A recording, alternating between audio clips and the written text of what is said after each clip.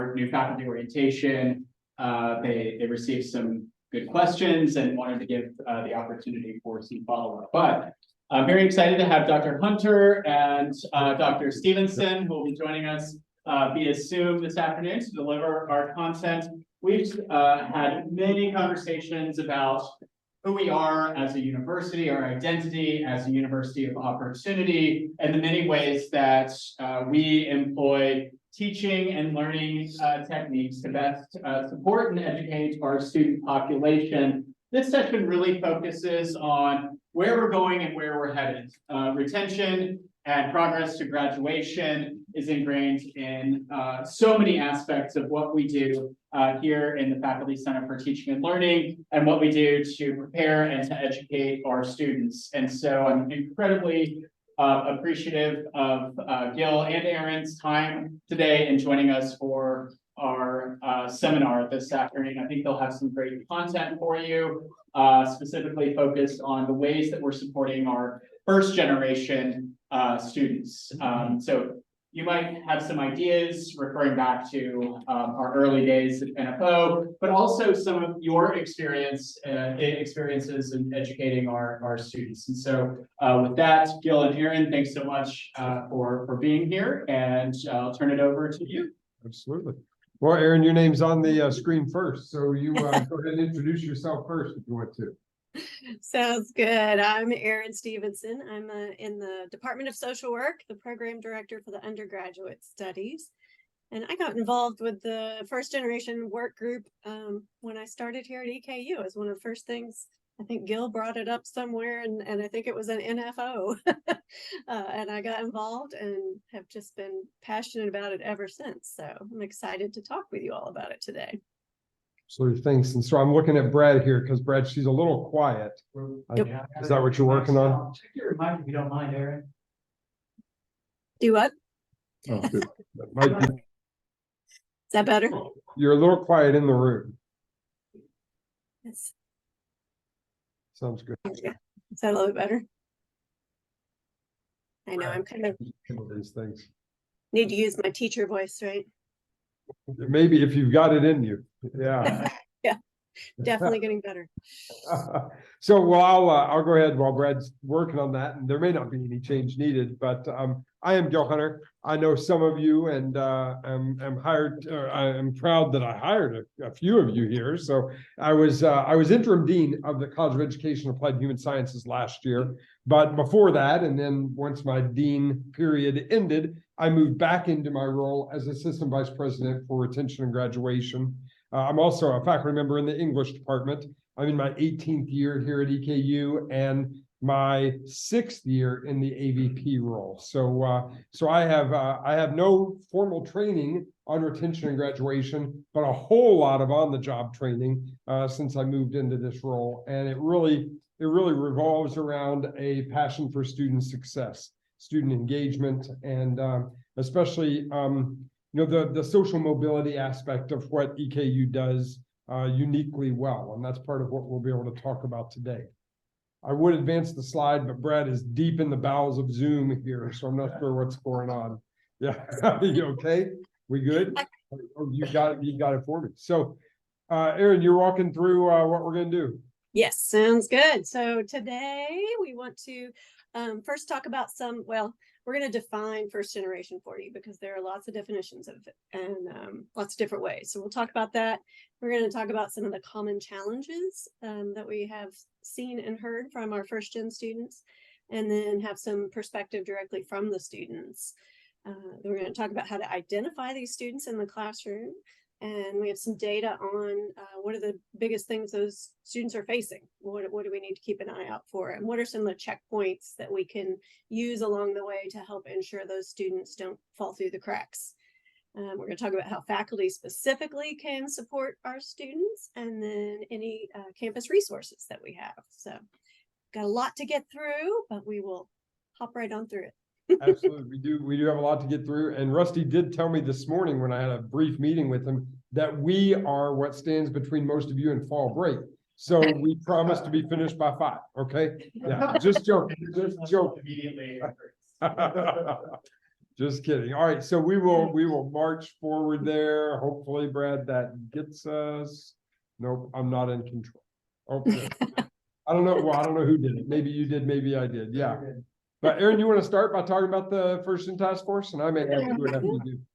Sure. So it was formed in 2017 here at EKU. And one of its unique features is it has members from all across campus, which is really great. It's admissions, advising, career services, counseling, faculty like myself, financial aid, accessibility, student success, and the TRIO program, which is the federally funded services and resources for first-gen students. And we meet about 2 to 3 times a semester, and it's really a work group. We come up with things to work on, activities to do, information to go get and bring back, and then act on. So a big part of this task force is to actually do stuff here at EKU for our students. Yeah, so in 2017, when I was in my first or second year in the role, we hired a new director of the NOVA program, the Student Support Services program here on campus. And she said, as we were talking about goal setting and vision, she said, what if our goal was to make EKU the first generation destination for students in Kentucky? And I said, let's find a way to do it. And the task force was kind of how we decided to start that. Let's get together people, not just first gen graduates, but first gen advocates too. I'm second generation student. Both my parents went to college, but their parents did not. But we've got a lot of first gen faculty and staff on this campus, a lot. And you may or may not know, we got a lot of first gen students on this campus. More than 50% of this year's first year student cohort are first generation students. So we have a lot of students who need that unique support, but we got a lot of people that are uniquely positioned to provide that support. And so that's what the task force really does, is kind of crystallizes that effort. And one of the best things we've done, and we'll see it in just a couple of slides, one of the best things we've done is we've started inviting students, a student, to that meeting each time we meet. And we interview that student. We basically say, what is it that has helped you? What is it you wish you had? What access do you still need? And we kind of let that student speak for first generation students, knowing issues of representation, but we let that student go. And like the next 20 minutes of our meeting generally are debriefing, thinking, okay, given what this student says, what changes could we make on campus? And it's a really lively, interactive way of thinking about the work that task force has before it. Mm-hmm. Excellent.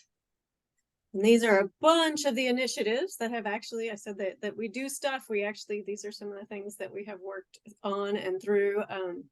The National First Gen Celebration Day. I'm sure Gil will talk about that in a minute. We have one coming up this year, November 8th, and we've had two sessions before. Is that right? No, we've done it since 2017. Yeah. Oh, okay.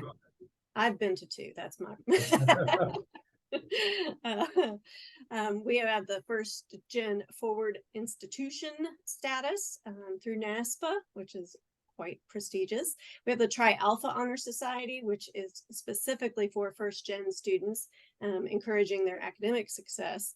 The first gen interviews that Gil talked about, and then we have the TRIO programs, NOVA, McNair, ETS, Upward Bound, the VUB programs. These are all kind of federally funded ways that we help provide resources to our first gen students.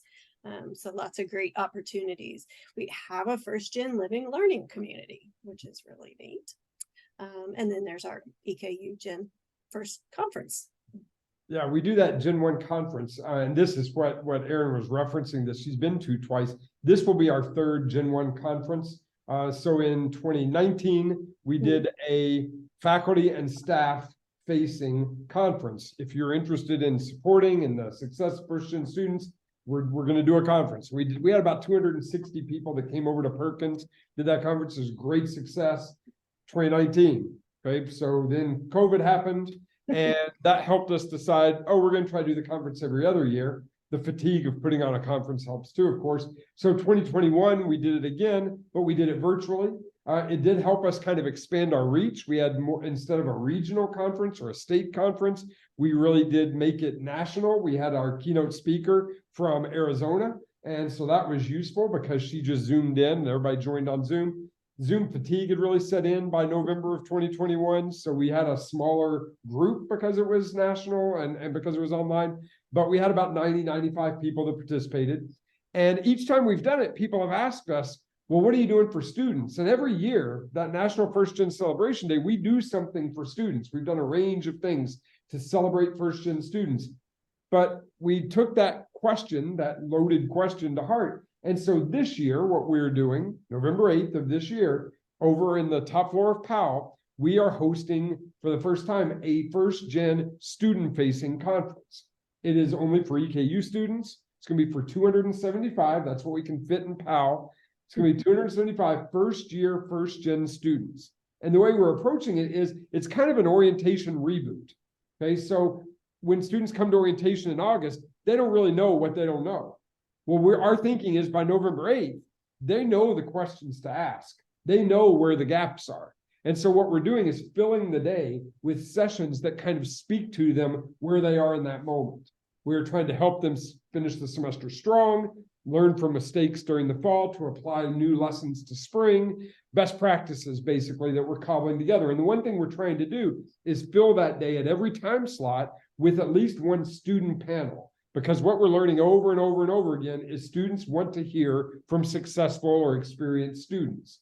So we're doing student panels all through the day that students are going to be able to ask questions of and learn strategies and practices. Social work is going to have a student panel that's going to be, an informative kind of situation for first year students. We're excited about that. So I say all of that because you may have an idea. You may work with a student group that you think, hey, they need to present at this conference, or you may yourself want to lead a session because we do have availability. I mean, Powell lets us kind of expand and contract. We need another room, we can add some more time slots. We can do that. And if you've got a strategy, if you've got an idea that you want to put in front of first year, first gen students, then all you have to do is reach out to me or Erin at any point, the sooner the better, and let us know you'd like to be on the agenda, and we will give you information and we will slot you in because we are building that agenda even as we speak. Brad. We have a question online. This is from Charlie Campbell. Is the First Gen Task Force currently recruiting faculty to serve? Yeah, it's a good question, Charlie. Thank you very much. We are certainly open to new participants all the time. We have technically 2 more meetings this fall. We have a meeting scheduled for late October, the 25th, I think, and we can certainly share information with Rusty if he wants to pass that along to you all. And then we have another meeting the first week of December that is kind of a debrief. Some of us are going to go attend a virtual conference, and then we're going to do a kind of train the trainer model, share what we learn with those that can't attend the virtual conference. And that'll be that first week of December. So there's a couple chances, Charlie, to jump in, and Rusty will have information that you can get in touch with us. Anything else, Brad? Got a thumbs up. All right, we'll take the thumbs up. Erin, go ahead. All right, so here's some, I mentioned that first gen can be defined in different ways. So this is the way EKU defines it.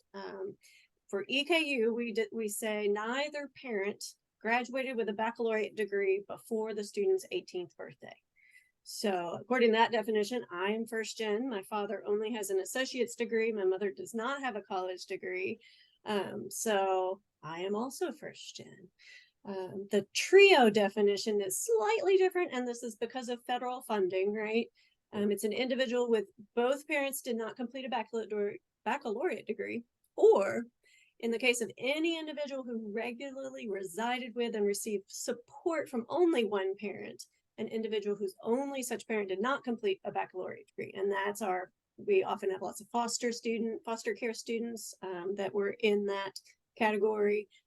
And we know there's all kinds of mixed types of families out there and ways that we're being raised by grandparents and everything. So that definition expands a little bit to include all those options. Yeah, and I'm glad you mentioned students raised by grandparents. You all may not know this. In Madison County Public Schools right now, 1 out of every 10 students is being raised by somebody other than their parents. So a full 10%, maybe even slightly over 10% of students in Madison County are being raised by somebody other than parents. So one thing we've started talking about, even in the First Gen Task Force a little bit, are those skip gen students. So maybe their parents, have a baccalaureate degree or not, but they're not in their life at all. And so that, that creates an additional barrier.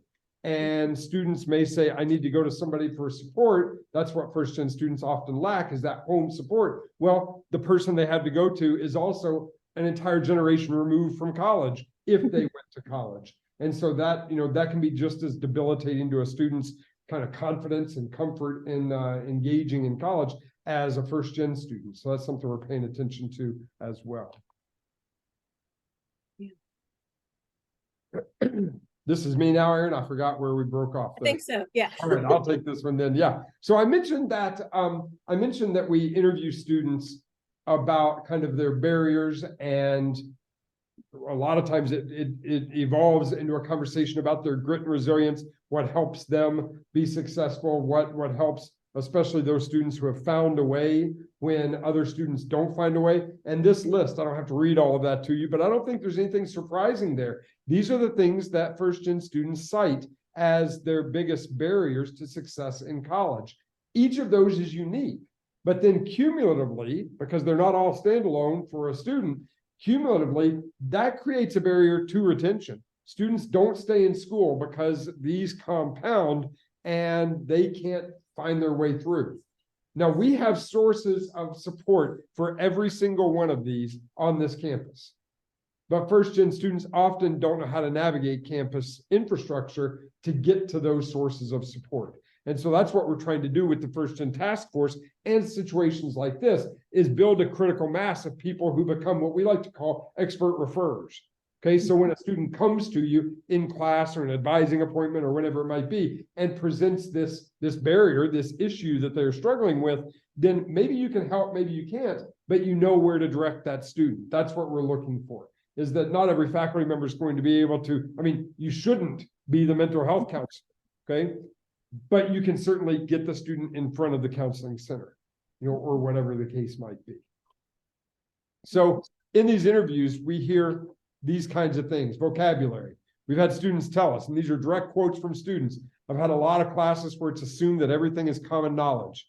So I Google stuff on my own. I'm reading around here trying to find out what the teacher is talking about, okay? There's a lot we take for granted. Okay, I don't have to build on these, but there is a lot we take for granted about how to college. And we just assume that students are either going to figure it out themselves or that they already know what we're talking about. And education, where I spent a lot of my career, is famous for its acronyms. And we just throw out those acronyms and roll right on, and we ignore the blank looks on students' faces. So that's one thing that we try to do is help students or help devise strategies to help students overcome those vocabulary deficits. Lack of preparedness. Student says, I didn't know what to expect. I had no one to explain the FAFSA to me, how to apply for housing. I was completely uninformed about my resources, didn't learn more about them until I became a student worker. My favorite words there are until I became a student worker, because when a student becomes a student worker, then suddenly they are surrounded by a community of support. Whoever their employer is or their supervisor is in an on-campus job, those people then are a resource that can be relied upon, can be trusted. They are right there, readily available. And so maybe that supervisor doesn't know all of the answers, certainly about FAFSA or something as technical as that, but they can be that expert referrer that says, well, I don't know the answer, but I know where Big East Central is, and they can put the student right there in front of that. You see a couple of thoughts on financial burden. Okay, I'll just turn this way. I come from a low-income family, a student says. A lot of what we call intersectionality in first-generation students. Just because they're first generation doesn't mean they've got no other kind of historically dominant barriers to their success. Low income, a lot of first generation students can't afford to come to college without accessing resources, financial resources. A lot of first generation students at EKU are underrepresented minority students. So that comes with their own historical marginalization on a college campus. So this one says, come from a low-income family, there's always been trouble with money, a lot of arguing and fighting and stress-related problems. More first-generation students face that because they're trying to balance their obligations. Sarah Golder-Crabb, don't know if any of you have heard of her name, she wrote a book called Paying the Price. And in that book, it's about federal aid. And in that book, she says that many first generation students or low income students have a negative estimated family contribution. That's an EFC. You've probably heard that language in the FAFSA world. Okay, EFC is what a family is expected to pay for a student to come to college. Okay, so if a student is full need Pell eligible, then a family is expected to pay nothing. Okay, that doesn't mean that everything a student is offered is going to pay for school, of course. And so what Sarah Goldberg-Grab says is that students actually have a negative EFC because they come to college, and that is at the detriment to their family's revenue. Okay, not just are they paying for college, but they're also not working, contributing to the family's income. Okay, and so it's a huge sacrifice for a first-gen family to send a student to college. And students, of course, don't want to walk up to their professor or their advisor and say that. They're ashamed by it, or they're nervous about it, or they're stressed about it at the least. And so we try to be aware of that, not to instill a deficit mindset in any support services, but to recognize that these students don't even know the questions to ask because they're nervous to ask those questions. Yep. Yeah. Yeah, please. Yep. Is that somebody there? No, let you go. Yeah. Okay. Go ahead. I was just going to jump in and say something we've been really noticing more in the social work department is that students taking out loans because of these situations. They go and sign up for this big fat loan to cover their housing and their food and all this stuff, and they have no idea what that means. And now they're way in debt, even though they've got the Pell Grant and these other things covering their tuition. They think they need all this other funding, and we need to really help educate them about that piece as well. How do you do this? How do you not get into debt? Yeah, and there are a lot of students that rely on those loans to simply cover. If they are going to live on campus, it's going to take more than the Pell Grant and the state cap grant gives them to be able to enroll. But then, I won't go too far down this rabbit trail, but their parents watch some news stations that tell them how evil loans are, and ignore the fact that if they get a degree, then their odds of paying off that loan are dramatically greater than if they leave with debt and no degree.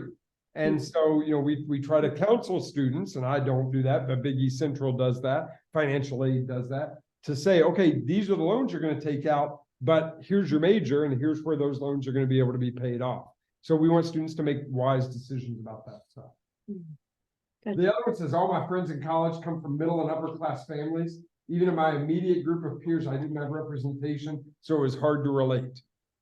Don't probably have to add anything about that. Mental health. I started experiencing some very severe mental health issues. It all became extremely overwhelming. I didn't have anyone in my personal life to fall back on, so my immediate reaction was to drop everything. The only good plan without having any guidance was to just get away. I'm not going to say that kind of avoidance strategy is unique to first generation students, but in my experience, I had a mom and a dad that could guide me, could interpret, could help in a moment of potential crisis. If you don't have that, then that avoidance instinct will kick in, and students walk away without making good decisions. And we make it very easy to withdraw from the university here. Okay, it's a lot harder to get into classes than it is to get out of classes. Students can go in and click everything on my EKU, drop all their classes, and walk away. Okay, it doesn't resolve the bill they may be facing. It doesn't take care of their housing. They just avoid. They will walk away, and we see it a lot. And so we're trying always to shore up those gaps to make sure that students are getting the best information that they can act on. Mm-hmm. Go ahead, please. Do you think that maybe making it a little bit more difficult for them to do that would be helpful? Yeah, we're gonna try. We literally on the registrar's website, it used to say to withdraw from the university, the next word was simply do this. And so I decided, several years ago, we're gonna make it a little less simple. And now we're trying to make it a little more difficult still. And we're not allowed to not allow students to drop. Okay, they have to be allowed to drop. But because they're adults, like you heard from the CSA folks, they can make their own decisions. But what we want is for them to do kind of an outtake procedure where they're going to have to meet with somebody and talk through the steps. What we've done to this point is we give them, like if they say, I want to drop everything, we give them a pop-up that says, have you thought about these things? I don't know if you've noticed in your classes, sometimes students don't read a whole lot. They'll just click through things, be done. So we're gonna experiment with putting somebody in front of them, and somebody, if they're an online student, EKU online, they'd have to meet with somebody. Somebody, if they're an on-campus student, then it'd be me or somebody from housing potentially.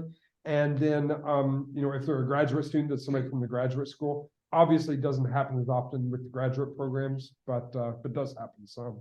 Yeah. Family issues, I think this is the last one we're showing of these. These are the students' words again. I wish professors understood how hard it has been, how I strive for success when I'm constantly being pushed back. I wish they knew that I carry not only the obligations of their class, but the obligations of my family. It's a wise student.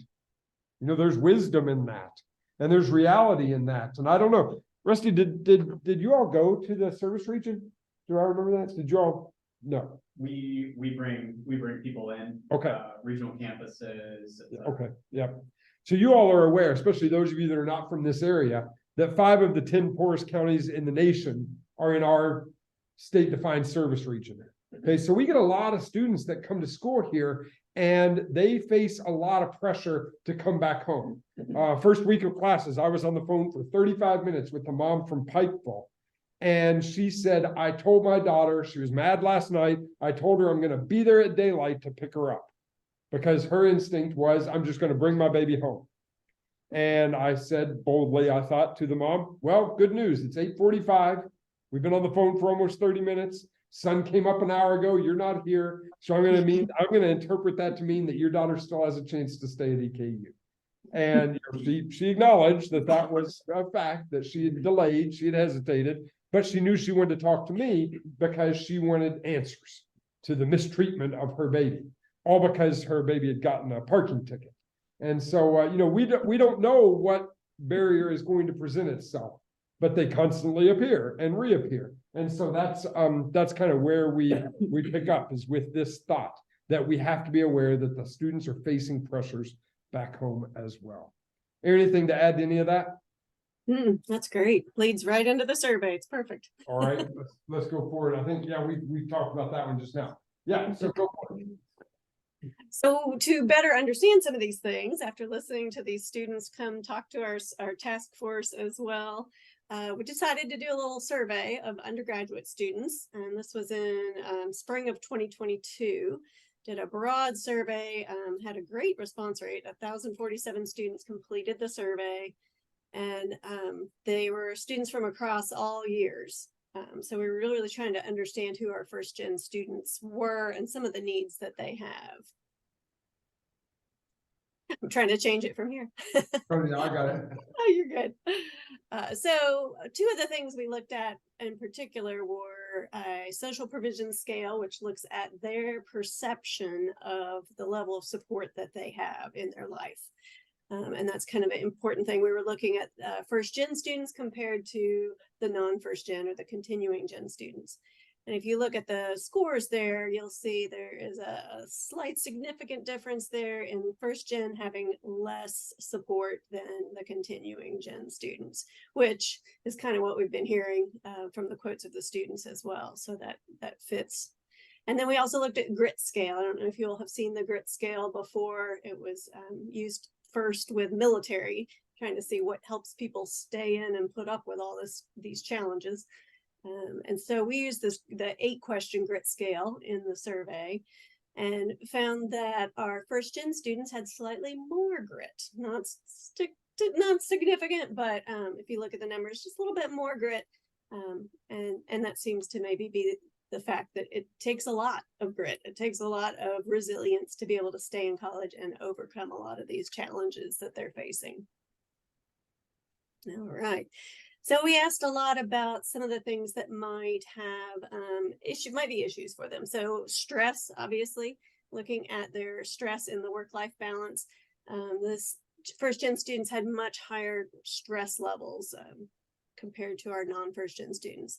There's a lot more parenting students, first gen students that are parenting, and military. There were a lot more, or not huge, but more first gen students that were in the military, and as a way to pay for school as well. Employment, a lot more first gen students are working. felt that they needed to work in order to pay for college and living expenses.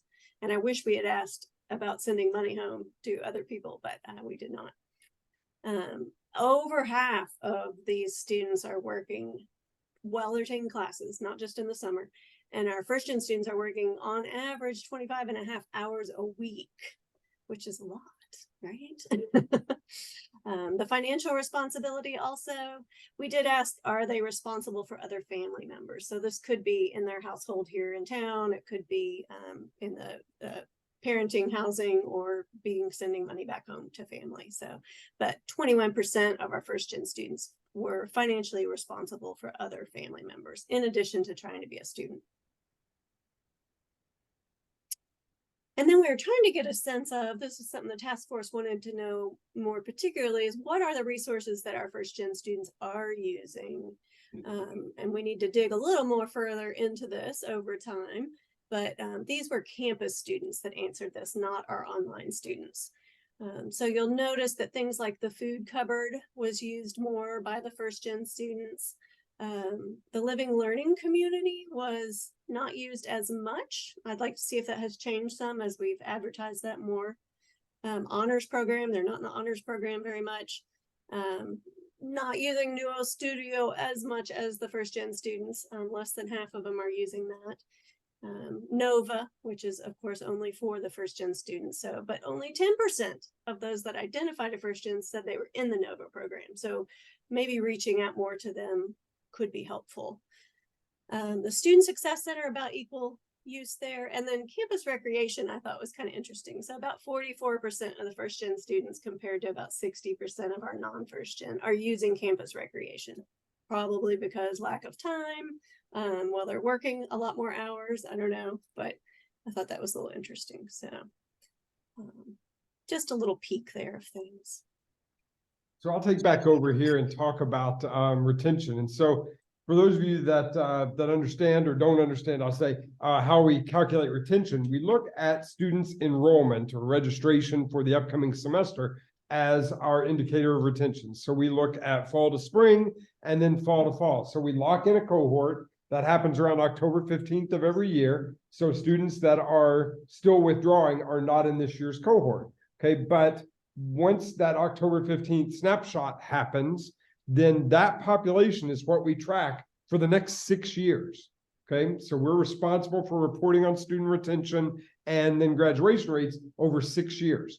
So when we talk about retention, we're looking at that group from 1 year and what their enrollment status is the following spring, the following year, and then every fall after that for 6 years. Okay, so in that top number there, that 2705, that was last year's first year cohort of students. So 80.4% of those were back in the spring. So 20% attrited in the first semester that they were here. Okay. 69.6% back this fall. All right. Now that's overall. You may have heard the president promoting that we had 80% retention. That is of the first-time, full-time baccalaureate degree seeking students. That number, the 70%, includes our students who are in AGS, which is the Associated General Studies program, which are students that we do not allow to declare a major until they've experienced some college success. And that includes any part-time, which is in, a lot of times online, that kind of thing, part-time students or students who are here at EKU for the first time, but are not considered transfer students. They have some credit from another institution, but only kind of cobbled together credit. Okay, so that drags that number down because those students historically are less successful. So that GRS cohort is the first time full time. You see that 79.7%. But then we break it down a lot of ways too. Underrepresented minority. We are responsible for reporting to the state specifically on underrepresented minority retention. So you see that number. First-gen students, we are not responsible to the state for reporting on first-gen success, but we are looking at that number compared to the overall number. So we try to measure those gaps. So if we say 69.6% is our overall retention, then we're looking at an 8% gap between the overall retention and first gen. So we try to put in place strategies that will help close that gap. We do the same thing with underrepresented minority students. We do the same thing with Pell eligible students. You can see that number on there. Okay. You notice that that number is smaller. That Pell number, that gap is much smaller. Some of you may know why. We had a great infusion of CARES support, okay, during the pandemic. The last of that was used last spring. That money ran out last spring. So we gave that money to students, and a lot of students used that to pay toward their balance. So they're able to come back. I say that because people like me are holding our breath because financial holds got put on students' accounts today. So there are a lot of students who don't have that CARES money this year that they had last year to help pay on their balances. So there's going to be an impact to that. We know that. Okay. We also measure service region, students from our 22 county service region. Success First students, those are the students who are admitted as AGS students. Notice that number, especially low. Okay, that's the number that's dragging down the overall retention. And then we also measure, we just started doing this within the last year or two, students who have an on-campus job. Notice that number. That's that community building that I talk about. It gives them some money, okay, in their pocket, but it also gives them a community of support. And so student employees retain very well. And that's not an insignificant number, okay, not at the 92.2%, but the number you can't see behind the text bar there is 372. 372 of that 2,705 had an on-campus job last year, okay? We want to drive that number up higher because we see that that helps students retain. We want more students to have access to on-campus employment. Brad, anything? I'm not doing a good job of looking around. Anybody questions? Question? Question, is that, like, I know that Berea College Mhm. has their students, a majority of their students working. No, all of them. They're required. They're all required. Is that Yeah. one of the reasons why it's retention, or is that? No, they're a federally funded work college. There are 7 of them in the nation. And Berea College does that. They give students free tuition in exchange for 10 to 20 hours of work every single week. Yeah, so they have a work program. Yeah, and there are 6 others across the country. Yep. I did do like visiting 2 years of Berea, and they do a good job with that. Mhm. And I do think there's something to that. But they also, what you're talking about, like students go home in that area, because they only service that area. They took away Labor Day.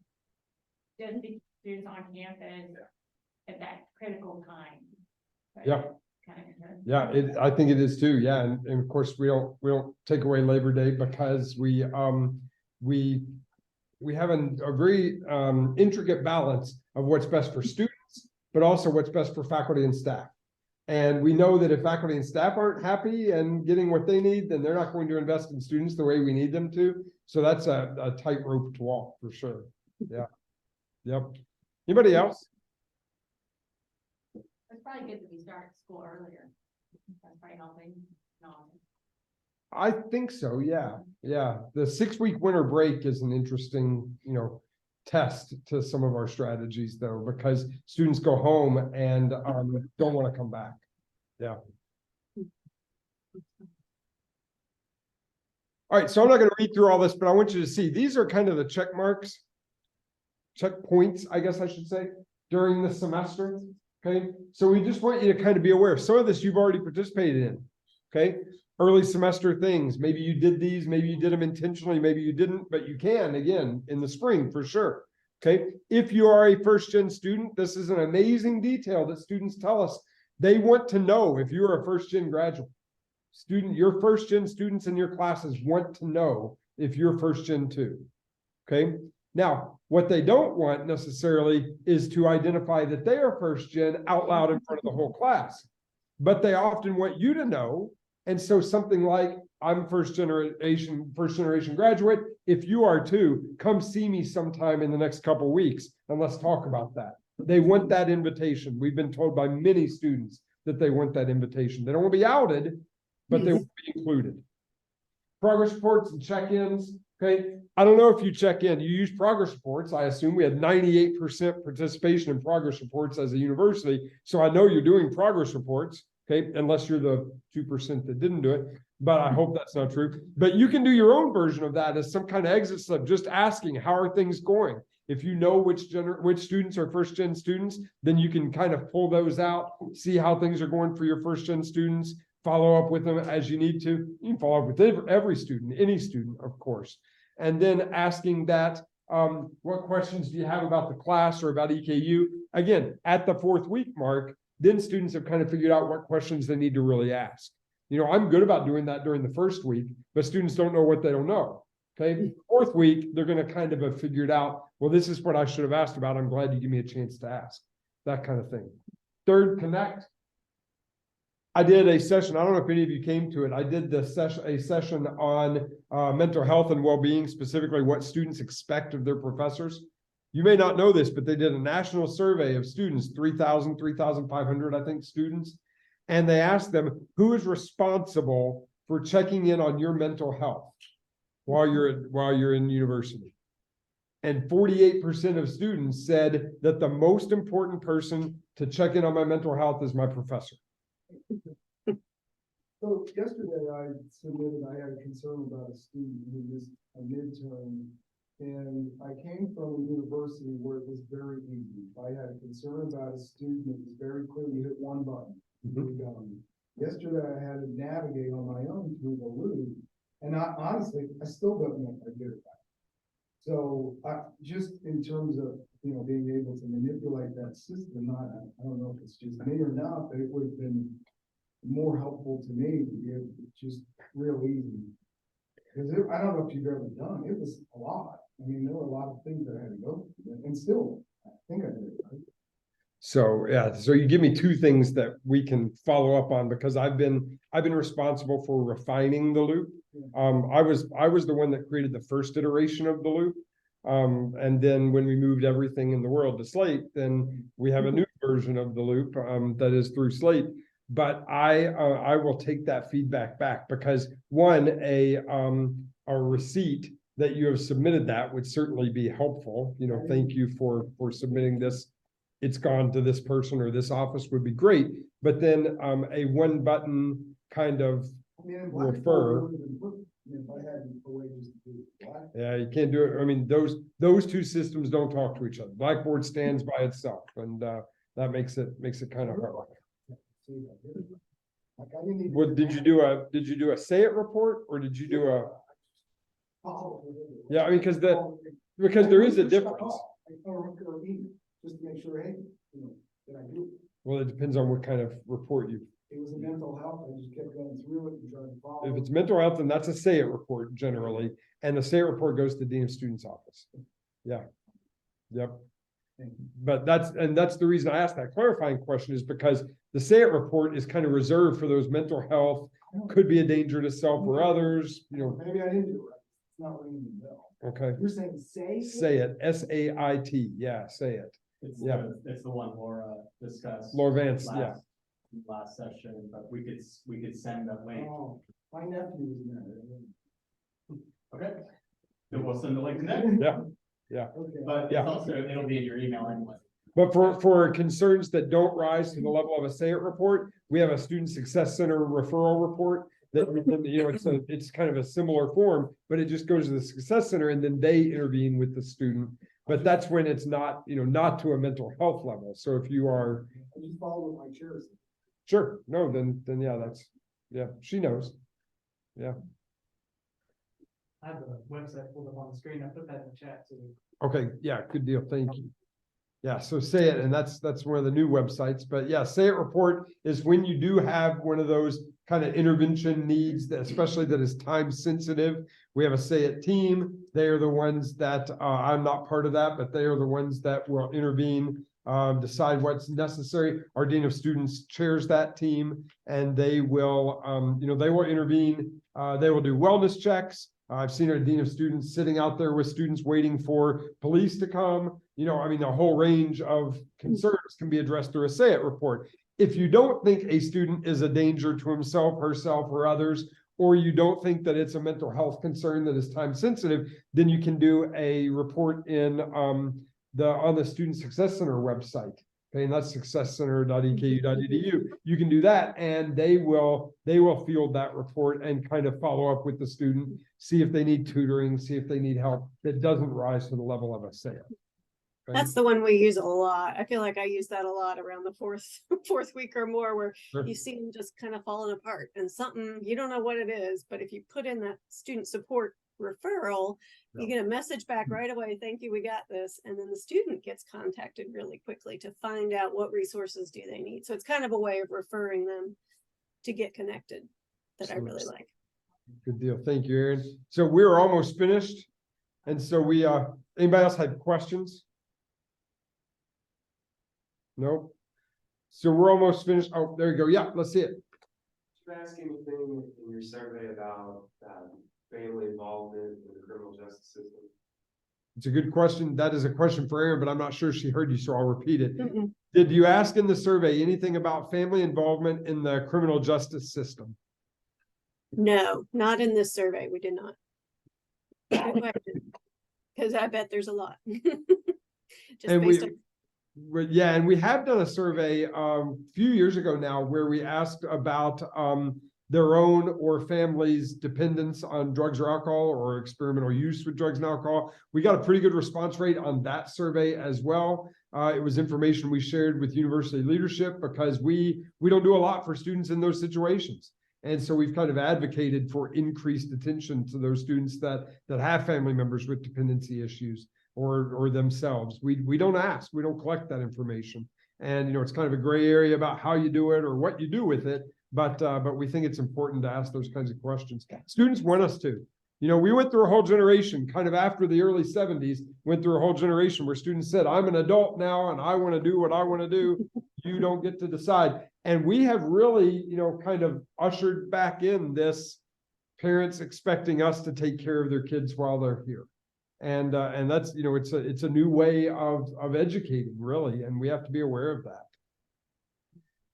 So that list there are things that you can think about, and of course you'll be able to see this and have access to it. But you can see there are a lot of ways that you can support first-gen students. Okay, we talked about that, identifying yourself. Joining the task force is certainly something that is available to you, and you can do that after this meeting. If you're interested in that, you'll have the information to get in touch with Erin and with me. Okay, ways to connect. You can attend first-gen events. We have those. Everything from the conference to the Tri-Alpha induction ceremony that we have in the spring, lots of that stuff. Mentoring one or more first-gen students. We do not have a formal mentoring program for first-gen students, but we know that first-gen students are looking for that connection.